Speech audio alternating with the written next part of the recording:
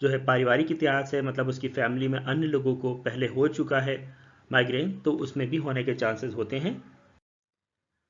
यदि हम एज की बात करें तो 30 साल से अधिक में इसके होने के चांसेस बढ़ जाते हैं, बट महिलाओं में होता है कि ये जल्दी शुरू हो जाता है जैसे पीरियड शुरू होते हैं।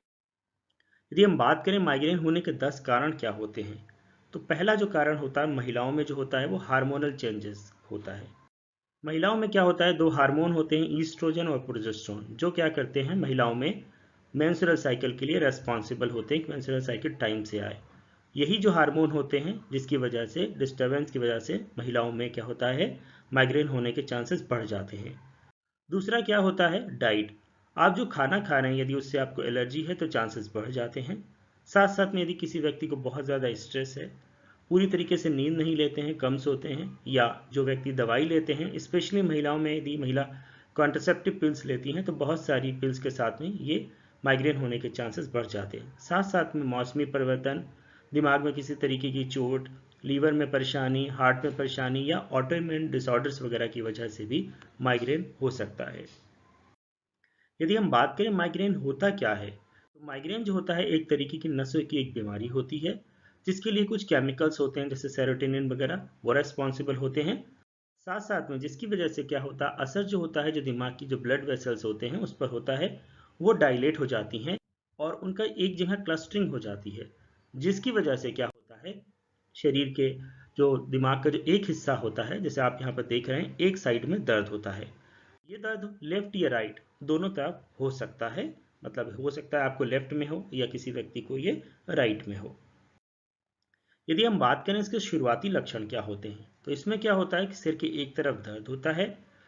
साथ साथ में आपको क्या होगा, शोर से परेशानी होगी, रोशनी या आवाज़, खुशबू से प्रॉब्लम हो सकती है, आपका दर्द बढ़ सकता है। आपकी आंखों में दर्द, जलन, और काफ़ी बार क्या होता है, दर्द इतना बढ़ जाता है सर का कि आप कोई भी काम नहीं कर सकते हैं। साथ साथ में कुछ लोग ये भी महसूस कर सकते हैं कि उनको कम दिखाई देना शुरू हो सकता है या देखने ही नहीं पाते हैं दर्द के दौरान। याददाश्त में भी ऐसे लोगों के अंदर कमी आ जाती है।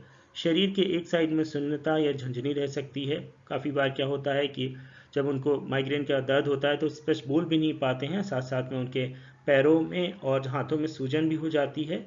ऐसे लोगों में क्या होता है, उनको स्वाद वगैरह स्पर्श में भी नोटिस किया जा सकता है चेंजेस।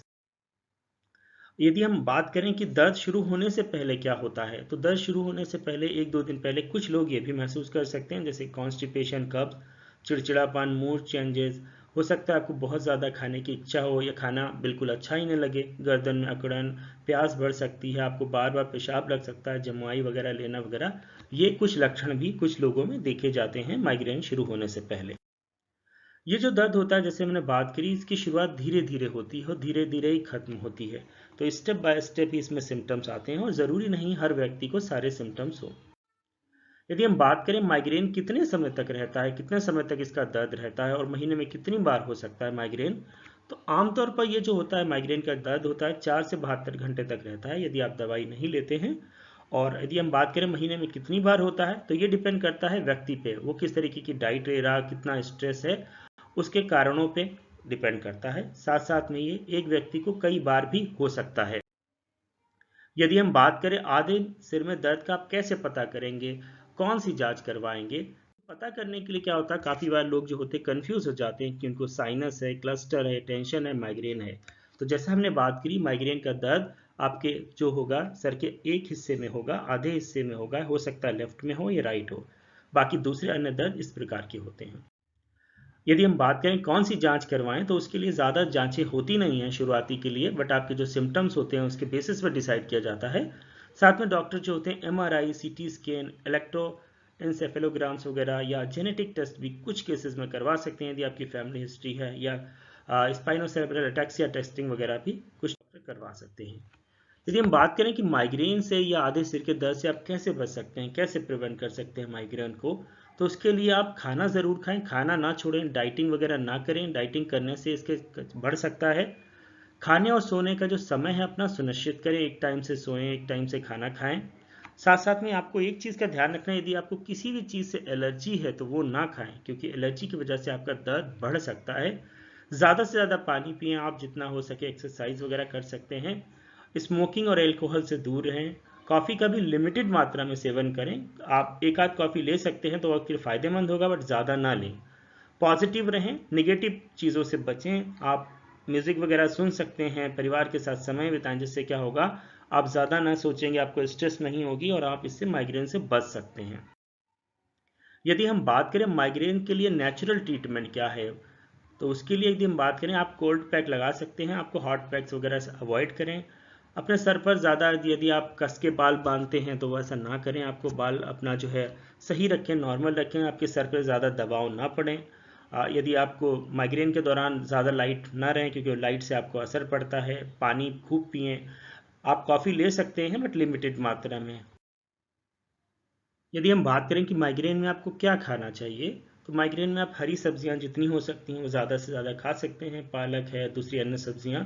उसके अलावा शकरकंदी है, गाजर है, सब्जियां वगैरह आप ज़्यादा रखें। साथ में चावल वगैरह भी आप ले सकते हैं।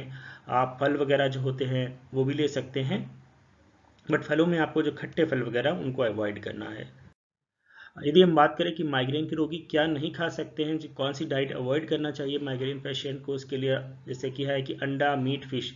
ज़्यादातर लोगों को क्या होता है, इनसे एलर्जी होती है, तो यदि आपको एलर्जी है तो ये ना खाएं। साथ साथ में जो जंक फूड, फास्ट फूड और डिब्बा बंद भोजन वगैरह होते हैं उनको कम खाएं। साथ में टमाटर से कुछ लोगों को एलर्जी होती है, प्याज वगैरह है, या कुछ बहुत सारे लोगों को दूध से एलर्जी होती है, दूध प्रोडक्ट से, दूध, पनीर, चीज़ वगैरह, तो इससे एलर्जी है तो ना खाएं। साथ में कुछ लोगों को ब्रेड से भी एलर्जी हो सकती है। खट्टे फल वगैरह अवॉइड करें। शराब, स्मोकिंग ना लें। उसके साथ साथ में अधिक खुशबू वाली चीज़ें होती हैं उनसे दूर रहें, क्योंकि इससे आपका दर्द बढ़ सकता है। यदि हम बात करें आधे सर में दर्द का या माइग्रेन का क्या इलाज होता है, क्या ट्रीटमेंट होता है, तो इसके लिए शुरुआती दौर में आपके डॉक्टर आपको जो एनसेड्स होते हैं, पेन किलर होते हैं, जैसे डाइक्लोफेनाक या सिक्लोफेनाक प्रिपरेशंस वगैरह देंगे। बाद में आपके डॉक्टर आपको क्लोरप्रोमाजीन टैबलेट्स वगैरह या ड्रोपेरिडोल या फिर मेटाक्लोरप्रोपामाइड या फिर प्रोक्लोर पैराजिन वगैरह टैबलेट्स वगैरह आपको दे सकते हैं। इसके लिए आपको कौन से डॉक्टर दिखाना होगा, तो उसके आपके डॉक्टर जो होंगे वो बेस्ट डॉक्टर होगा न्यूरोलॉजिस्ट, जो नसों का ट्रीटमेंट करते हैं। बट यदि आपके शहर में वो नहीं है तो आप अपने शहर में एमडी फिजिशियन डॉक्टर्स को भी दिखा सकते हैं। इससे रिलेटेड अगर आपकी कोई क्वेरी है तो कमेंट बॉक्स में आप कमेंट कर सकते हैं, और वीडियो अच्छा लगा हो तो प्लीज़ लाइक शेयर करना ना भूलें। With this, thank you very